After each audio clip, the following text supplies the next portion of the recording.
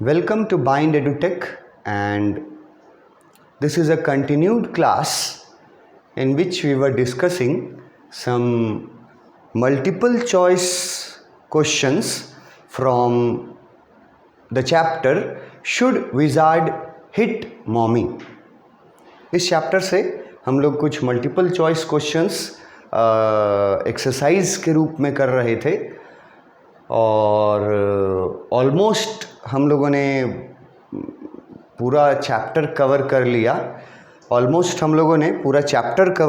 है और हम लोग क्वेश्चन नंबर 44 तक इसके पहले वाला जो प्रीवियस वीडियो था उसमें हमने क्वेश्चन नंबर 44 तक कंप्लीट कर लिया था, ठीक है। और जब हम लोग इतने मल्टीपल चॉइस क्वेश्चंस डिस्कस किए हैं वीडियो में, तो उससे मैं डिस्कस करते वक्त मैंने ये अपना एक्सपीरियंस से मैंने आपको ये एक सजेशन दिया कि हर स्टूडेंट जो है उसका इंग्लिश का बैकग्राउंड डिफरेंट होता है, ठीक है। हर सब्जेक्ट्स का बैकग्राउंड डिफरेंट होता है, तो इंग्लिश में भी हर स्टूडेंट का बैकग्राउंड मतलब समझ कितनी है अंग्रेज़ी की उसकी अलग अलग होती है। तो शॉर्ट क्वेश्चन आंसर्स में से कुछ क्वेश्चंस ऐसे मिलते हैं हमें जो आपको बहुत इजी लगेंगे, ठीक है। और वो क्वेश्चंस उस कैटेगरी में आते हैं जो बस ऊपर का लेवल पे अगर कहानी के बारे में क्लास में बैठ के टीचर बता दिया है ना, और स्टोरी लाइन आप जानते हैं, कैरेक्टर का नाम आपको पता है और कहानी अगर आपके माइंड में अपने भाषा में से है, तो आपको बहुत सारा क्वेश्चंस आसान लगेगा। जैसे अगर पूछ दिया था कि बॉबी कौन था, who is Bobby in this story, how old was he, इस तरह के क्वेश्चंस। तो ऑलमोस्ट जो लोग इस स्टोरी के थ्रू ज़रा सा भी पढ़े होंगे वो तो ये ज़रूर बता देंगे कि बॉबी जो है ऑप्शन में चुन लेंगे कि बॉबी इसका यंगर ब्रदर था जो का, और बॉबी जो है उसकी उम्र स्टोरी में एट प्रेजेंट वो बताई गई है 2 इयर्स, 2 साल का है वो। और जैसे इस तरह का क्वेश्चन पूछा कि क्लेयर जो थी या जैक और क्लेयर दोनों जो थे वो चाइल्ड एक्सपेक्ट कर रहे थे, मतलब क्लेयर वॉज प्रेग्नेंट। तो वहाँ पर बताया गया था स्टोरी में हाउ मंथ्स ऑफ प्रेगनेंसी, है ना, कितने महीने की प्रेग्नेंट थी वो। तो ये सब क्या है, फैक्ट्स है, ठीक है। कहानी अगर आपको किसी ने मुँह ज़बानी भी बताई है तो शायद वो ये बता देगा, ज़रूर बताएगा कि 6 महीने की प्रेगनेंसी था क्लियर का, क्योंकि लिखा हुआ है चैप्टर में, है ना। और ये क्वेश्चन की ये इनका मतलब कौन से नंबर का बेबी एक्सपेक्ट कर रहे थे, तो ये भी बड़ा ऑब्वियस क्वेश्चन है कि पहले से 2 बच्चे हैं, जो बड़ी है बॉबी उससे छोटा है, तो ये जो बेबी वो लोग एक्सपेक्ट कर रहे थे हस्बैंड वाइफ, ये उनका 3rd बेबी था। ये सब क्वेश्चन हमको नहीं लगता है कि ज़्यादा स्टूडेंट्स को परेशान कर पाएगा, ठीक है। बस एक जो काम करने हम आपको बोलते हैं वो है ये कि टेक्स्ट बुक से line by line, word by word पढ़ना ज़रूर चाहिए। मैं अपने एक्सप्लेनेशंस में बताता हूँ, उनको सुनना चाहिए। ऐसा अगर आप कर लेंगे तो ये सब जो मैं क्वेश्चंस अभी डिस्कस कर रहा था ये बच्चों वाले सवाल लगेंगे आपको। लेकिन कुछ क्वेश्चंस ऐसे भी होते हैं जो जानबूझ के डाले जाते हैं। क्वेश्चन सेटर्स जो होते हैं वो पहले तो ये देखना चाहते हैं कि कहानी के बारे में कुछ जानता है कि नहीं। तो पहले ऐसा क्वेश्चन सेट करते हैं जिससे ये पता चल जाए कि कहानी के बारे में कुछ जानता है कि नहीं। मतलब रॉजर स्कंक का स्मेल कैसा था, तो बैड स्मेल था। और क्या क्या वर्ड यूज़ किया उसके लिए, तो आपको फिर किताब वाला टेक्स्ट बुक वाला वर्ड यूज़ होगा कि ऑफुल वर्ड यूज़ किया था उसके बैड स्मेल के लिए, ऑफुल।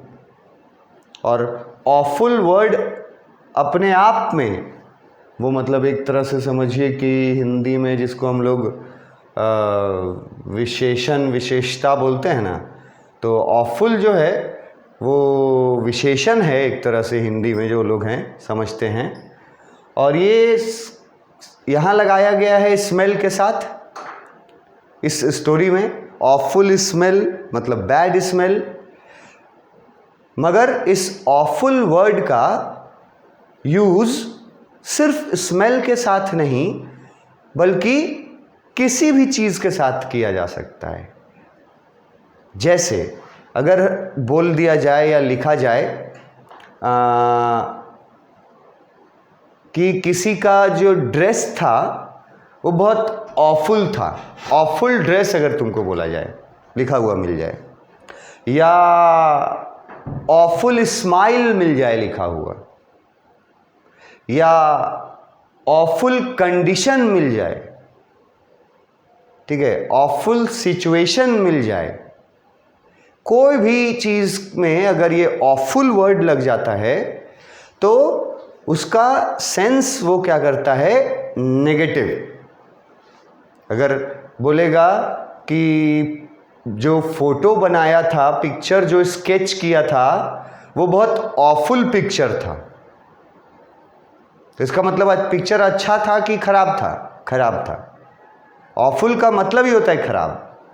अगर किसी के वॉइस के बारे में बोल दिया जाए कि उसकी आवाज़ ऑफुल आवाज़ थी, तो भी उसका मतलब बताया जा रहा है कि उसकी आवाज़ अच्छी आवाज़ नहीं थी, खराब आवाज़ थी। तो ये वर्ड, अब जो ऑफुल वर्ड है, ये वर्ड जानने के लिए, सीखने के लिए और याद रखने के लिए आपको टेक्स्ट बुक के लाइंस और वर्ड्स के थ्रू जाना पड़ता है। और वहीं पर उनका मीनिंग मैं लिख भी देता हूँ अपने लेक्चर्स में, वीडियो लेक्चर्स में, और आपको वहीं पर मैं ये वर्ड्स का मीनिंग्स समझा भी देता हूँ। तो वो जगह, वो चीज़ को आप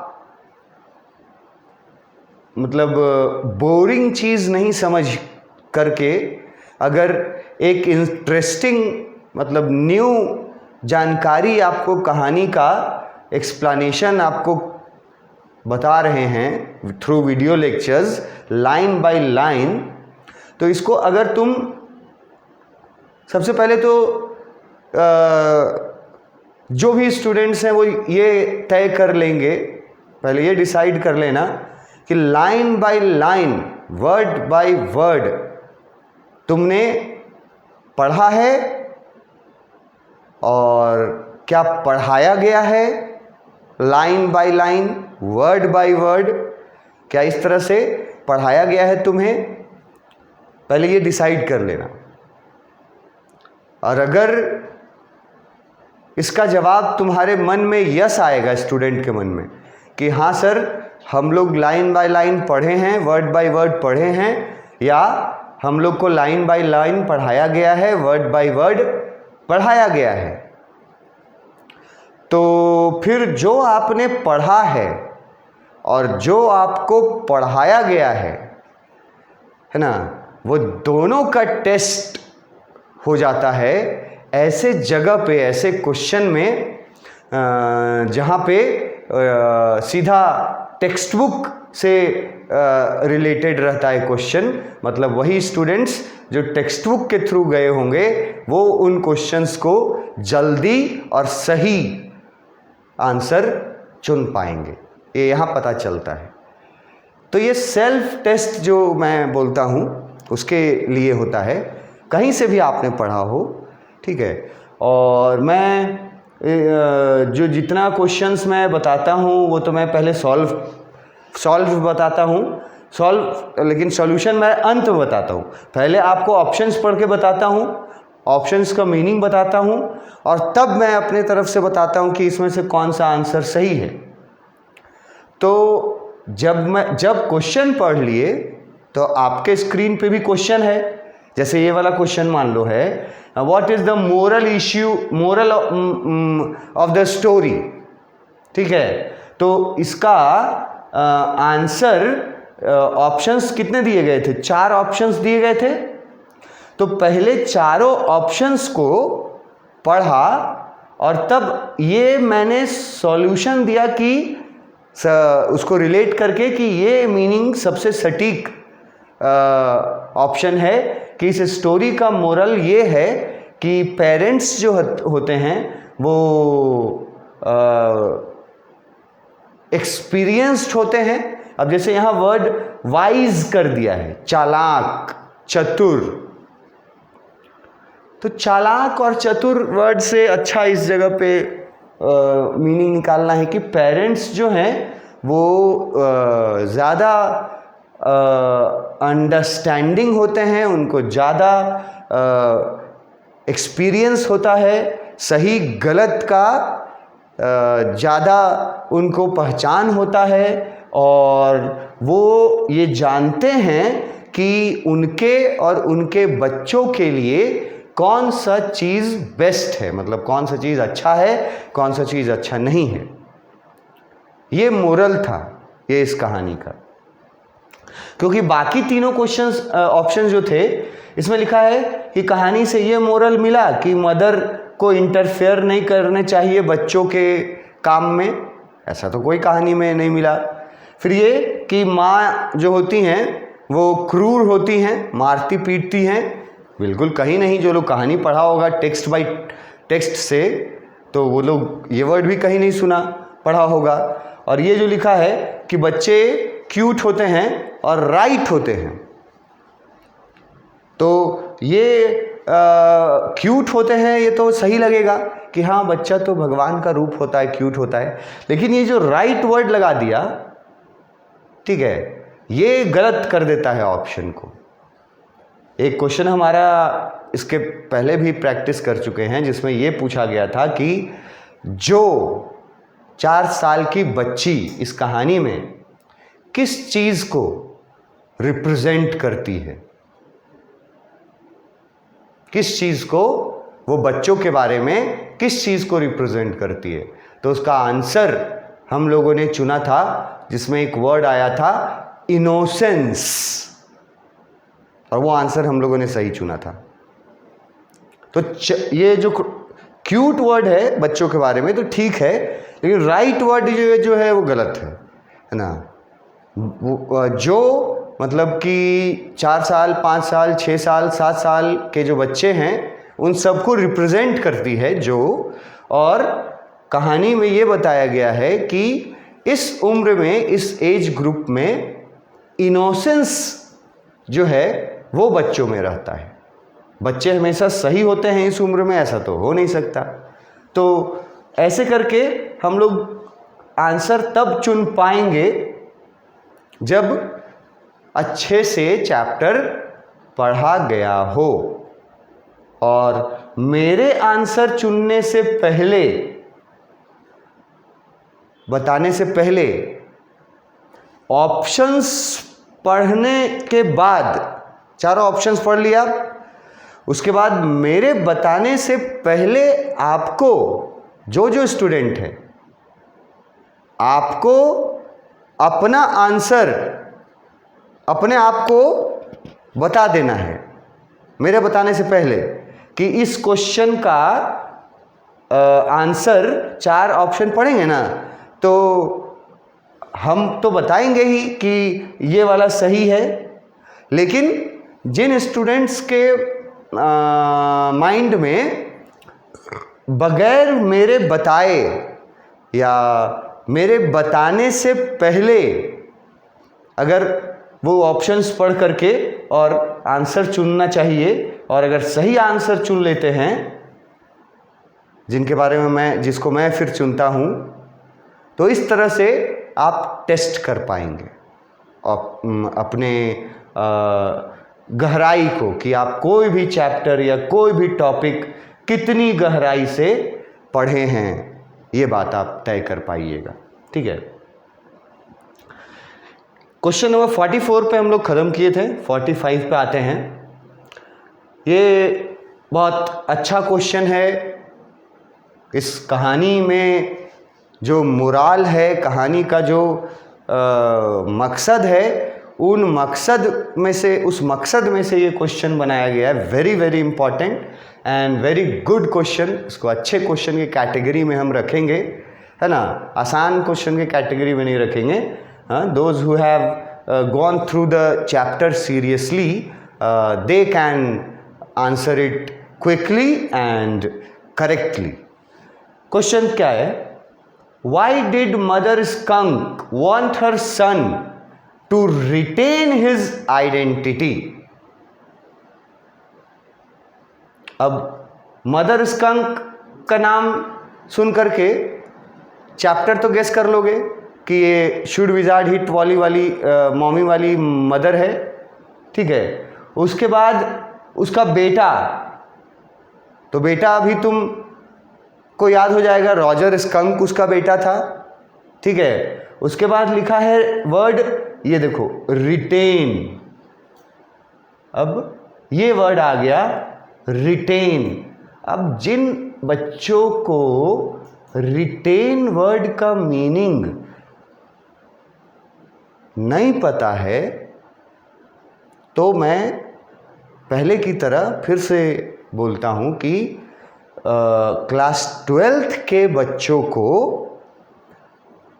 उनसे ये एक्सपेक्ट किया जाता है कि इस तरह के वर्ड्स का मीनिंग उनको पता होना चाहिए। रिटेन का क्या मतलब होता है?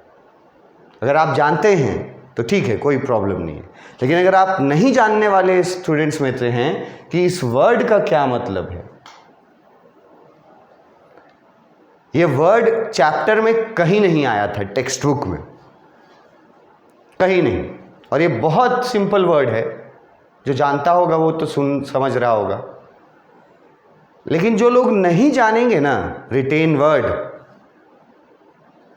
और दूसरा वर्ड ये आइडेंटिटी, अगर इसके बारे में भी कहानी में जो स्टूडेंट ये नहीं समझ पाएंगे कि आइडेंटिटी तो मतलब हिंदी इसका करेंगे तो होता है पहचान।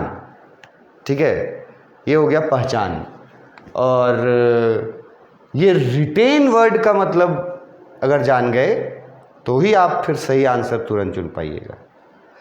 तो जो स्टूडेंट्स नहीं जानते हैं, मान लो रिटेन का मतलब नहीं जानते हैं, उन स्टूडेंट्स को क्या करना चाहिए? अगर वो और ऊपर जाना चाहते हैं तो अभी तो सीख सकते हैं वो। तो मैंने अगर यहाँ रिटेन वर्ड बोला और आपको उसका मतलब नहीं पता है, तो जब मैं मतलब बताऊंगा तो आपको ना ये सब चीज़ें, ये वर्ड्स नोट करने चाहिए चैप्टर वाइज। जैसे चैप्टर का नाम लिख दिए ऊपर, ठीक है, वीडियो देखते वक्त, वीडियो लेक्चर देखते वक्त, सुनते वक्त आपको नोटबुक रखना चाहिए एक, वो जो रखना तो सबको चाहिए, लेकिन जो थोड़े वीकर बैकग्राउंड से हैं इंग्लिश में, उनको स्पेशली मैं तरीका बता रहा हूँ कि कैसे आप बेहतर कर पाइएगा कि आपके पास नोटबुक रहेगा और आप तुरंत उसमें ये वर्ड लिख लीजिएगा, रिटेन, चैप्टर का नाम। तो एक चैप्टर का जो चैप्टर पढ़ाए ना, उसमें आपको वर्ड्स लिखते जाना है जो मैं वीडियो लेक्चर में बताता हूँ, और जो जिन वर्ड्स के बारे में बोलता हूँ कि ये वर्ड का मीनिंग याद रखना कंपलसरी है इस कहानी के लिए, तो उनको ना लिखना पड़ेगा वो वर्ड चैप्टर की। इस चैप्टर से इतने वर्ड्स सर बताए थे कि एकदम इम्पॉर्टेंट हैं। तो रिटेन वर्ड जैसे जिसको नहीं आता है वो लिख लो, लिख करके रख लो नोटबुक में। शुड विजार्ड हिट मॉमी में जितने और वर्ड्स नहीं आते थे उन सब को लिख करके रख लेना और मीनिंग समझना, फिर उनको रिवाइज करना। ये प्रॉपर तरीका है। इस तरीके से तुम लोग चैप्टर्स जो वीकर सेक्शन के स्टूडेंट्स हैं वो अपना मजबूत कर सकते हैं, अपना जानकारी और अपना जो इंग्लिश का उनका जो बैकग्राउंड है। रिटेन का मतलब होता है अगेन। अब देखो, अगेन वर्ड तो सबको ही समझता होगा, मतलब कमज़ोर से कमज़ोर इंग्लिश वाला स्टूडेंट भी अगर है तो अगेन वर्ड तो समझता होगा। जैसे अगर आपको बोलेंगे कि समथिंग, किसी चीज़ के बारे में, डू इट अगेन या से इट अगेन, तो अगेन का क्या मतलब होता है? फिर से, दोबारा, मतलब एक बार फिर से। तो वही अगेन वर्ड का के जगह लिख दिया गया रिटेन वर्ड, और रिटेन का ही मतलब होता है वापस, पहले जैसा। मतलब अगेन, लाइक फॉर्मर टाइम्स, जैसा पहले था वैसा। तो ये रिटेन वर्ड का मतलब हुआ। अब आइडेंटिटी वर्ड का हिंदी मतलब या उसका मीनिंग सब स्टूडेंट्स ऑलमोस्ट समझते होंगे कि इसका मतलब पहचान होता है। मगर यहां रॉजर स्कंक का आइडेंटिटी जो उसकी मां चाहती थी, रॉजर स्कंक की मदर चाहती थी कि उनका बेटा फिर से रिटेन, फिर से अपने आइडेंटिटी को पाले, फिर से वो अपने आइडेंटिटी में आए। तो यहाँ पे वो स्टूडेंट्स ज़्यादा क्लियर रह पाएंगे जिन्होंने वो वीडियो लेक्चर्स देखा है और जहाँ मैंने बताया है, या किसी भी टीचर ने अगर बताया हो आपको कि यहाँ रॉजर स्कंक का आइडेंटिटी है उसका बैड स्मेल, ये हम एकदम श्योर एक्सप्लेन किए थे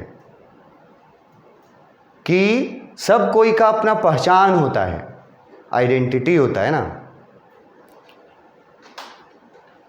तो मदर स्कंक, जो मम्मी थी रॉजर स्कंक की, उसके पास जब रॉजर स्कंक गया था गुलाब वाली खुशबू के साथ, तो मदर कैसे रिएक्ट की थी? एकदम बुरा सा मुंह बनाई थी और बोली थी कि वो ऑफुल वर्ड यूज़ की थी कि कैसा बदबू आ रहा है कहीं से, या अगर सीधे बोले तो वो रॉजर स्कंक को बोलती है कि अपने बेटों को कि बहुत बदबू आ रहा है तुमसे, जबकि वो रोजेस का स्मेल था। बदबू तो पहले आता था, लेकिन वही बदबू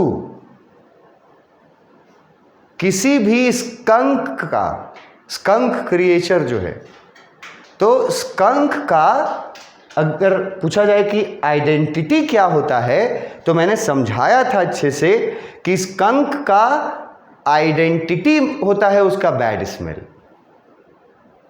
अगर आप किसी से उसका आइडेंटिटी छीन लेंगे तब वो फिनिश हो जाएगा, तो किसी कैटेगरी में नहीं आएगा। तो क्वेश्चन पूछा कि मदर स्कंक जो है वो क्यों ऐसा चाहती है और करती भी है, जिस पर जो को ऑब्जेक्शन होता है कि, और उसी पर जो बोलती है स्टूपिड मॉमी। क्यों?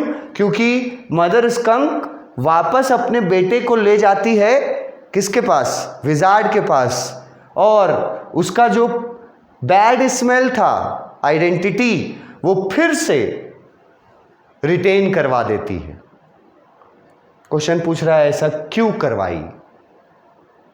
ऑप्शंस देखो, अभी अब जैसे आंसर हम चुने नहीं हैं, तो ऑप्शंस देखो, और मेरे आंसर बताने से पहले जो स्टूडेंट ऑप्शन में अपना आंसर गेस कर लेना, और अगर मेरे बताने के बाद सही हुआ आपका गेस, तब मतलब है कि आप लाइन पे हैं इस चैप्टर में, ठीक है। अदरवाइज आपको पढ़ने की ज़रूरत है फिर। तो आइडेंटिटी क्यों मेंटेन करवाना चाहती थी? रॉजर स्कंक की मम्मी क्यों चाहती थी कि एक स्कंक को स्कंक जैसा ही स्मेल करना चाहिए? वो उसका आइडेंटिटी होता है। ऑप्शंस में दिया है शी इज़ एन एडल्ट, पहला ऑप्शन, कि रॉजर की मम्मी जो थी वो तो एडल्ट थी ना, बड़ी थी, एडल्ट का मतलब, तो एडल्ट्स जो होते हैं उनको ज़्यादा एक्सपीरियंस होते हैं कि बच्चों के बारे में क्या चीज़ सही है क्या गलत है। तो वो एक एडल्ट थी क्या, इसीलिए उसने रॉजर स्कंक के बैड स्मेल को वापस करवाया? दूसरा option, has a mature thinking, मतलब कि मदर स्कंक का थिंकिंग जो था वो मैच्योर थिंकिंग था, इसीलिए उसने, अब मैच्योर थिंकिंग का मतलब क्या होता है? थिंकिंग सब समझता है, सोच, लेकिन मैच्योर वर्ड का मतलब होता है यही एडल्ट लोग का सोच, बच्चों का सोच और एडल्ट लोग का सोच में फर्क होता है ना। एडल्ट्स मैच्योरिटी से सोचते हैं, बच्चे चाइल्डनेस में सोचते हैं। तो पहला ऑप्शन है कि मदर स्कंक एडल्ट थी, इसलिए वो जानती थी कि आइडेंटिटी का इंपॉर्टेंस क्या है। दूसरा, कि उसका मदर स्कंक का थिंकिंग मैच्योर था, इसीलिए वो जानती थी कि आइडेंटिटी क्या है। और तीसरा, wanted her son to be accepted as it is, और तीसरा कि उसकी मम्मी ने उसका बैड वाला स्मेल वापस इसलिए करवाया क्योंकि वो चाहती थी कि बाकी क्रिएचर्स उसके बेटे को स्वीकार करे, एज इट इज, जैसा वो है वैसे ही मैं स्वीकार करे, ऐसा वो चाहती थी, इसीलिए वापस से स्मेल करवा दी थी वैसे। और लास्ट ऑप्शन है ऑल दीज, मतलब कि ये सभी ऑप्शंस सही हैं, और ये सभी ऑप्शंस के कारण मदर जो है वो स्कंक का बैड स्मेल वाला आइडेंटिटी वापस करवाती है। अब देखो इसका आंसर, अब जैसे अब तुम लोग को, अब स्टूडेंट्स को सोच लेना चाहिए कि क्या आंसर होना चाहिए इसमें, और अब आंसर जब हम बताएंगे तो उसके पहले आपका आंसर चुना हुआ होना चाहिए। जैसे यहाँ पर जो ऑप्शंस दिए गए हैं, यहाँ पे जो पढ़े हुए बच्चे हैं वो ये अगर ध्यान दें कि जितने भी ऑप्शंस ए, बी और सी में दिया हुआ है, ये सारे ऑप्शंस सही हैं, ये सारे कारण सही हैं और इन सारे कारणों को मिला दिया जाए तो वही मतलब निकलता है जिसके वजह से मदर स्कंक ने आइडेंटिटी अपने बेटे का फिर से बैड वाला स्मेल कर दिया था। तो ऑल दीज वाला आंसर इस क्वेश्चन का करेक्ट आंसर है। अब जिन लोगों को मैंने टाइम दिया सोचने का, अगर आप में से कोई ऑल दीज उसमें से चुना होगा तो मतलब है कि वो जानता है, समझ है उसको कहानी का।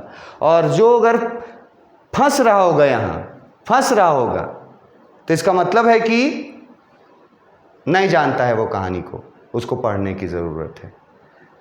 तो इस तरह से टेस्ट होता है कि कहानी आप कितना डीपली जानते हैं। इसके आगे नेक्स्ट क्लास में देखेंगे। Thank you.